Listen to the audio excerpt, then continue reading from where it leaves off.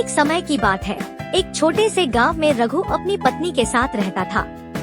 रघु बहुत मेहनती था, लेकिन उसकी सारी मेहनत के बाद भी उसकी फसल सूख जाती थी और उसके पास खाने के लिए कुछ भी नहीं बचता था। एक दिन रघु ने एक बहुत ही अनोखा और चमकीला संतरा पेड़ के नीचे गिरा हुआ देखा।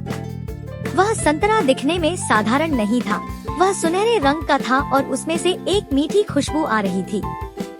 रघु ने उस संतरे को उठाया और उसे घर ले आया।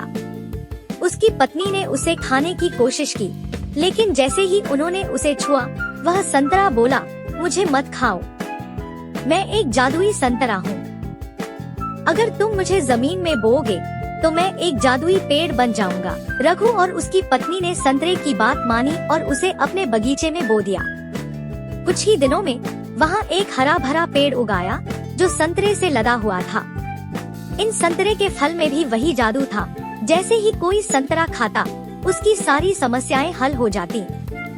गरीब और भूखे लोग जब संतरा खाते तो उनकी भूख मिट जाती और वे खुशहाल हो जाते। रघु ने उन संतरे को गांव के लोगों में बांटना शुरू कर दिया। गांव के सभी लोग खुश हो गए और रघु का नाम हर तरफ फैल गया।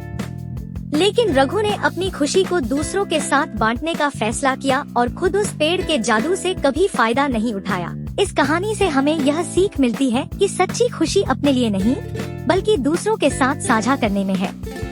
जब हम दूसरों की मदद करते हैं तो हमें असली संतुष्टि मिलती है। Thank you for watching. Please like and subscribe to my YouTube channel Fun and Orange Arts.